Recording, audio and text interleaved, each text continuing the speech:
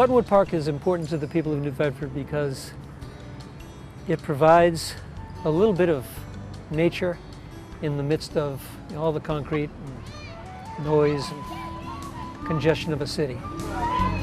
Well, the Friends of Buttonwood Park is an all-volunteer, nonprofit organization that was founded in 1986 in conjunction with the Olmsted Master Plan for the restoration and renewal of Buttonwood Park. It's an oasis in the city, if you will. And one of the philosophies behind the creation of such parks as Buttonwood was that city dwellers needed some kind of escape from just the normal pressures that city dwellers experience. Noise, congestion, a lot of people. So it's an attempt, urban parks, landscape architecture, if you will, are attempts to bring a little bit of the rural experience, which is man's natural experience, back into the city. We're especially fortunate in that we have a grand lake here, one of the central features of Buttonwood Park, and looking out on it, it's a rather large pond, not a lake, but a pond. It's surrounded by some beautiful trees. Over on the west side of the pond, you'll see cherry trees, which were a gift of I believe it was the government of Japan or some organization in Japan, probably back in the 1930s. I may have the time period wrong, 30s or 40s. And they're really something that's a New Bedford treasure. Today we see them, last couple of days, they've just started to bloom. It'll be a brief period when they're in bloom, but it's one of the features of this pond. In the middle we have a weeping willow tree. It was planted 4 years ago because the previous weeping willow had been destroyed by a hurricane, or it had just become rotten and fallen down. And so the Friends erected that tree, and now it seems to be growing quite well. Back when I was growing up, there was a fishing derby every year. You'd see lined along this fence right here 100 kids along this fence and along both banks of the river, of the pond. The pond would have been stocked, and they'd have a fishing derby, and it would last Saturday mornings from 8 o'clock or so, 9 o'clock to 1 o'clock. And at the end of the derby, there'd be a prize for most fish, biggest fish. And it was really quite something. And I think in recent years there's been an attempt to bring that back. But even still, you will find on a nice day, you'll see kids coming down here to the pond and fishing. It's just it seems to be a natural human experience. We have the warming house, and back in the good old days when this pond would freeze over during the winter time, there might have been 20 days or 10 days when there'd be real good skating on the pond. Those days are long gone for a number of reasons. The pond doesn't freeze over anymore. When it did, the warming house was a place where people would go in, there'd be a roaring fire, and people could change their skates and socialize and buy food at the concession stand inside. To the east of the warming house, we have a large field that's in which there's a softball field, the main softball field for Buttonwood Park. And throughout the summertime, leagues play on that softball field. Bordering on Rockdale Avenue, there are two other softball fields. Those are used for hardball, for Little League games, American Legion, I think, and also some leagues. So you have the field areas that are used for informal activities, people just coming down, kids by themselves or in little groups playing pickup games, although you don't see so much of that, unfortunately, in this era. Not like when I was a kid. But you have people informally playing games, and you have league play. And one of the things that the Friends stresses is a balance between active and passive recreation. And we really stress both.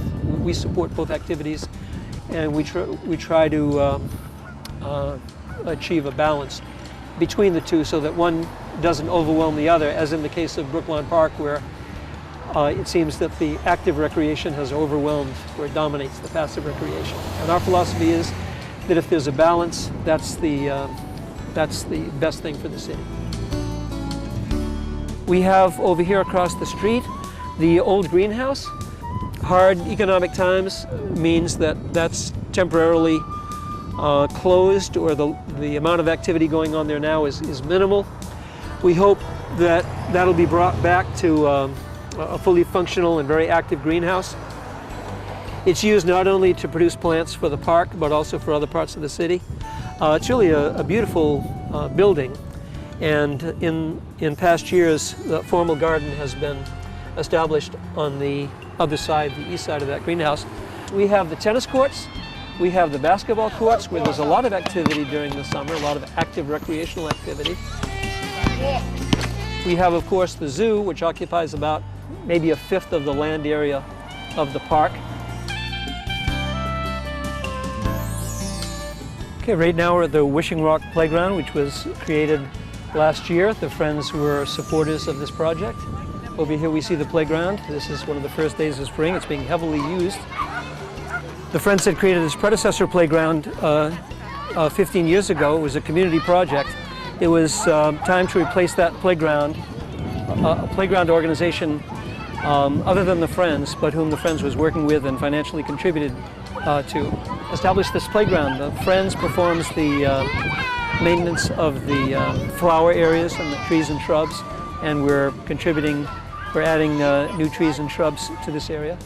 Well, this right here is called the Wishing Rock. This is what the playground is named after, the Wishing Rock Playground. Interestingly enough, this rock originally stood at the entrance to the old monkey house in Buttonwood Park. When I was growing up, and for many years, there was a monkey house in the park with a collection of monkeys. I think the playground is very important. I mean, you can see, you know, in this day and age, you don't see children outside. You don't see a lot of parents doing things with their children. But you come here to the park and you see kids outside. You see kids getting fresh air. You see fathers, you know, with their children, mothers with their children, families with their children, or kids just here by themselves.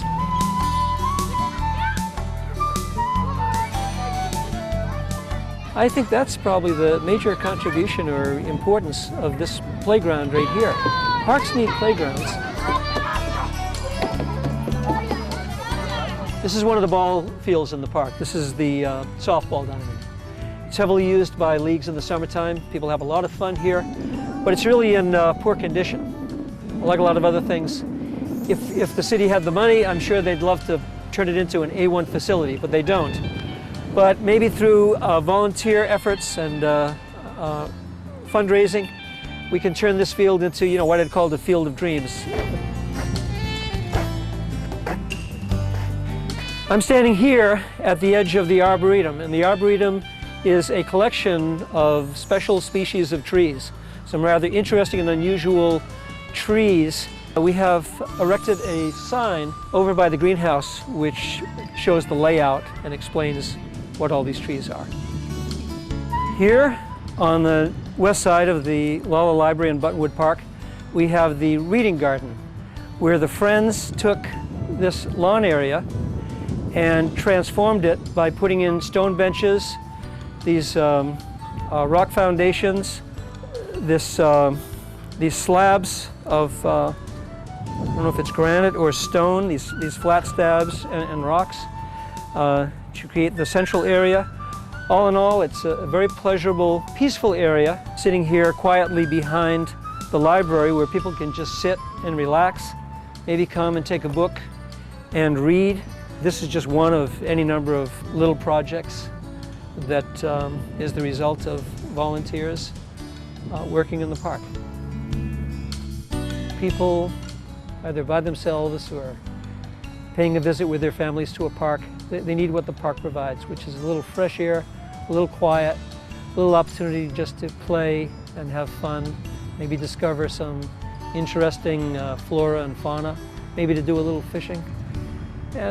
It's, you know, the simple pleasures of life, but unfortunately in this day and age, for a lot of people, they no longer get to experience such simple pleasures as just sitting down near a tree or enjoying some green grass.